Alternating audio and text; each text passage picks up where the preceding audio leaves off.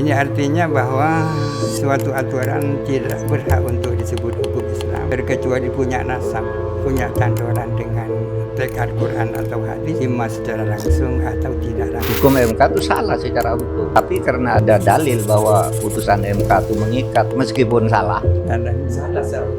Salah secara hukum bahwa Gibran sah.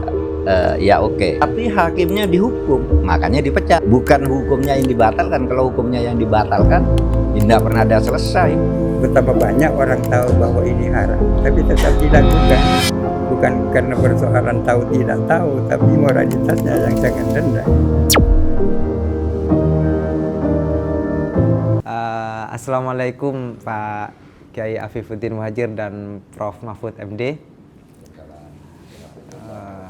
Ini konten ringan saja karena ditujukan untuk orang awam, masyarakat yang tidak mengerti hukum. Jadi pertanyaannya sederhana, mohon jelaskan apa yang dimaksud dengan al-qanunul wad'i atau hukum positif. Kemudian nanti setelah Prof Mahfud langsung dijelaskan kepada Ki Afif untuk menjelaskan apa yang disebut dengan al-hukm syar'i. Hukum syar'i. Monggo Prof Mahfud. Pertanyaannya kayak ujian disertasi ya. Katanya ringan. Di pesantren ini hebat-hebat ya.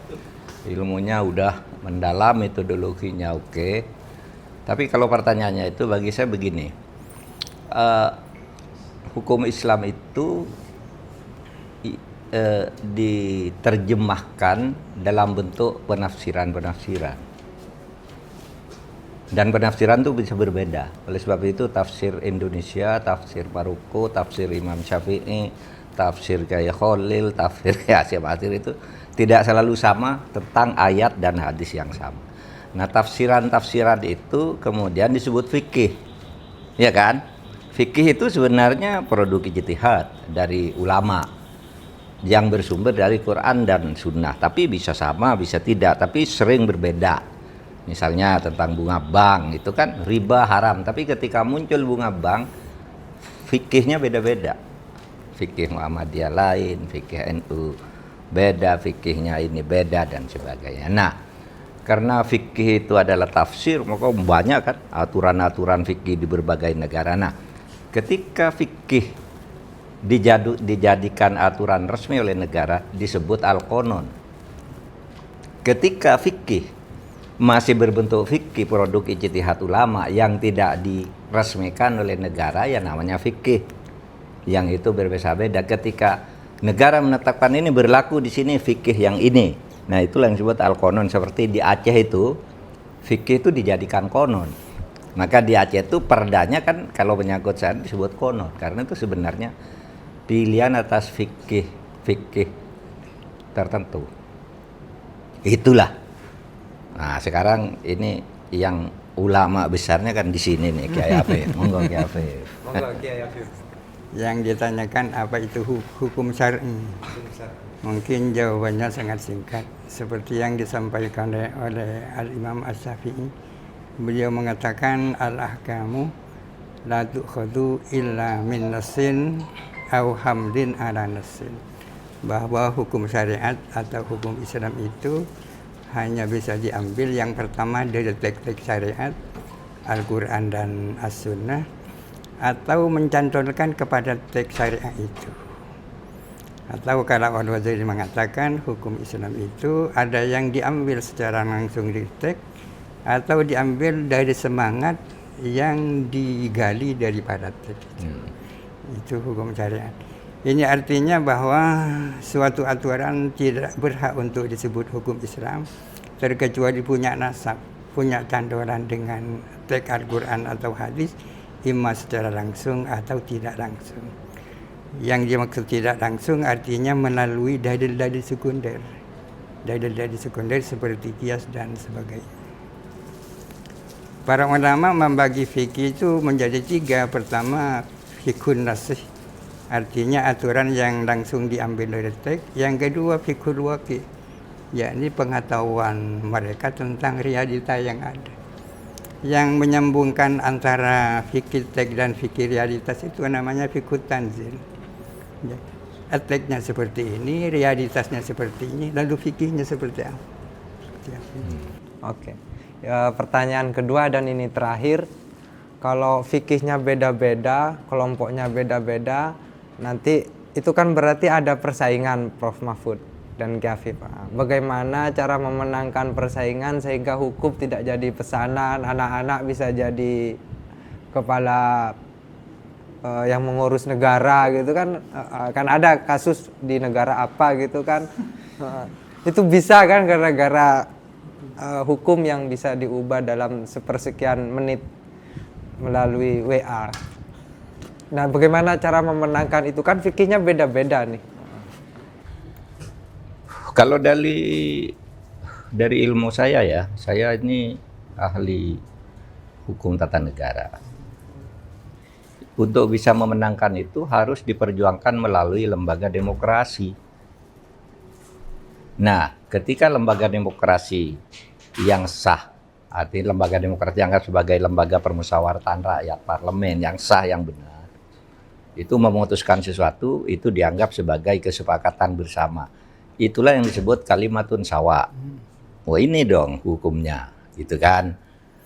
Kalau di Indonesia yang sifatnya hukum publik itu selalu sama.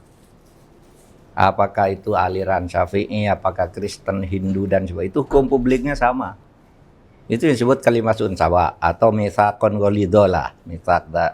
Sehingga Indonesia misalnya dicontohkan ya Darul Mitsaq itu. Hukumnya ya sama, misalnya hukum pidananya kan sama.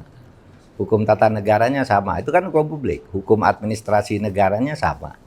Anda harus punya SIM kalau naik motor di pesantren, meskipun di luar pesantren sama, harus punya SIM, gitu kan?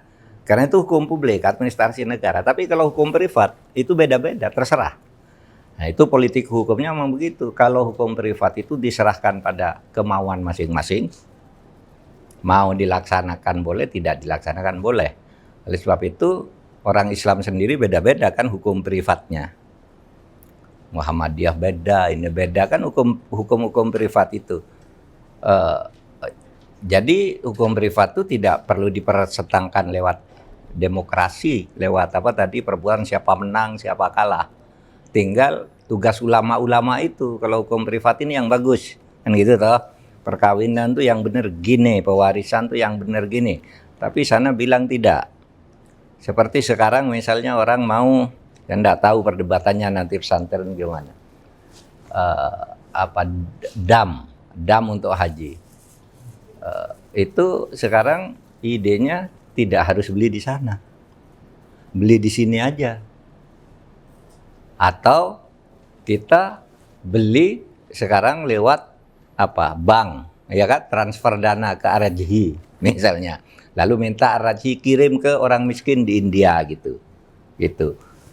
Sudah beda. Ada yang bilang enggak bisa dong, dulu enggak begitu kan gitu.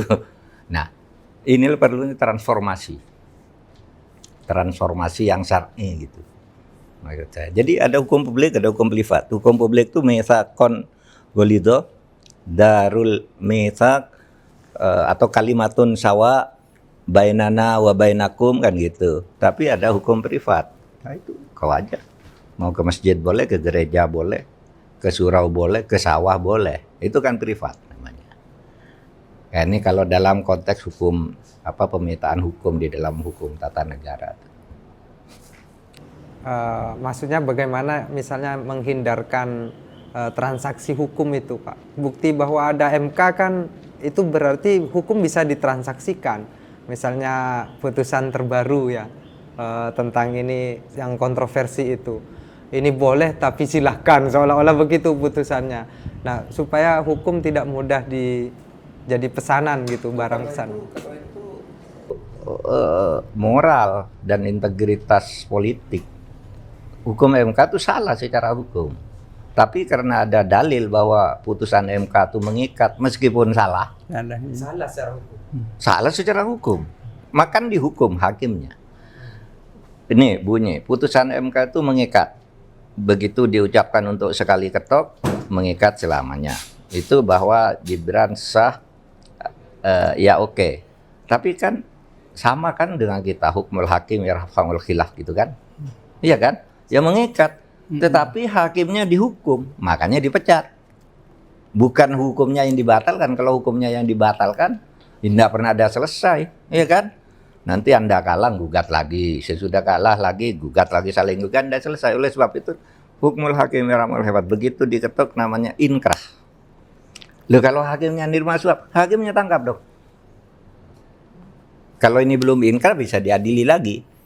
Tapi kalau sudah inkrah kayak putusan MK tok, detik ini juga berlaku, tidak bisa dibatalkan oleh kekuatan apapun. Tetapi hakimnya lalu dulu hakim ketua yang dahulu tuh Akil Mukhtar namanya kan, masuk penjara seumur hidup sampai sekarang masih penjara. Anyang Arwar Usman ini dipecat dari kedudukannya sebagai hakim ketua atau ketua MK gitu. Nah gitu, itu soal moral tuh, bukan soal aturan tuh. Kalau soal pemberlakuan tuh soal demokrasi, gitu. Baik. Menyambung soal moral, Kiai. Pertanyaannya, kira-kira apa yang paling sederhana dan praktis yang bisa dilakukan oleh tokoh agama, Kiai, pengasuh-pengasuh pesantren, supaya bangsa ini jadi baik, benar-benar nanti hukum akan ada supremasi hukum. Kira-kira apa, Kiai? Misalnya terkait dengan pemilu atau apa yang paling praktis untuk dilakukan, Kiai, untuk mengawal moral itu. Kan tidak bisa Kiai pakai konten video mari bermoral gitu kan, mari berakhlak baik, kan tidak bisa kan. Nah kira-kira apa yang bisa dilakukan tokoh agama? Mungkin sebelum itu saya akan berbicara tentang fikih. Sebagaimana kita tahu, fikih itu adalah produk ijtihad. Ini artinya bahwa perumusan fikih itu melibatkan akal budi manusia kan. Oleh karena itu rentan dengan perbedaan pendapat di kalangan ulama. Kalau di Indonesia banyak ormas yang masing-masing punya fikih, bagaimana caranya? Ya katanya Prof. Mahfud tadi itu, hukmul hakim yarfa'ul khilaf, negara yang jadi wasit kan. Negara yang memutuskan. Seperti persoalan penentuan awal Ramadan, awal Syawal. Ada perbedaan, mestinya negara jadi wasit. Kemudian yang kedua, harus dibedakan antara fikih dan penerapan fikih, ya kan? Fikihnya sudah benar, tapi penerapannya salah. Penerapannya salah. Oleh karena itu, seseorang tidak cukup hanya memiliki penguatan fikih yang mendalam, tapi memiliki moralitas yang tinggi. Betapa banyak orang tahu bahwa ini haram, tapi tetap dilakukan. Bukan karena persoalan tahu tidak tahu, tapi moralitasnya yang sangat rendah. Oleh karena itu memang kita punya 3 konsep kendali kan. Yang pertama adalah kendali agama. Kalau kendali agama sudah tidak mempan, yang kedua adalah kendali negara. Kendali negara, penegakan hukum. Tapi sebelum itu sesungguhnya ada yang namanya kendali naruriyah atau kendali fitrah kemanusiaan, ya kan. Orang itu tidak mau korupsi, yang pertama karena tahu bahwa itu dilarang agama. Ada orang tidak korupsi karena dia takut masuk penjara. Ada orang tidak mau korupsi karena melihat korupsi itu adalah sesuatu yang menjijikkan, itu kan. Itu namanya kendali fitrah kemanusiaan, mungkin itu. Ya. Yang belakangan yang terjadi ini, Kiai, hiruk-pikuk di mana-mana, itu kendali apa yang hilang dari kita? Itu kendali agama. Mereka yang diduga kuat melakukan hal-hal yang tak baik itu bukan tak tahu itu dilarang. Mereka seluruhnya tahu kan. Ya kan? Bahwa itu dilarang agama, tapi tetap dilakukan, berarti agama sudah tak mempan. Ya. Baik, cukup ya. Cukup. Terima kasih Prof. Mahfud. Katanya pendek, panjang kamu. Saya kira mau bergurau-gurau cerita sate Madura gitu. Oh, Pak Mahfud, tahu kalau guru khawatir kena bawang, harga bawang. Iya, bawang. Iya, paling lucu saya kira. Di sini berapa bawang ngopas? 700.000 juga. Oke dah, makasih. Jadi kerja di mana lagi? Iya itu Pak. bener saya dimadalin. Katanya ada. Tapi kekeliruan atau kesalahan Pak Prabowo ketika bicara itu bukan harganya yang 700.000 ya. Kalau 700.000 itu ya mungkin tidak salah, nulisnya 700 tapi ditambah ribuan. Lalu Pak Prabowo. Tapi yang salah fatal itu menganggap dia pengupas bawang, padahal dia penjahit. Kan jauh sekali dari penjahit kan jadi pengupas bawang. Nah, itu yang salah. Kalau urusan 700-nya itu keliru lah, bukan salah. Ya, kita mengerti itu keliru ya. Tapi itu terlalu banyak untuk kekeliruannya. Misalnya ada selip yang menghasilkan omset 2T. 2 triliun ya banyak. Jangan itu 2T 2 ton itu Pak. Mungkin. Tapi dia bacanya triliun. Mungkin. Berarti sayang Ki? Alhamdulillah. Ngireng ya Tor. Iya. Udah terlalu lama nanti malah jadi politik ini.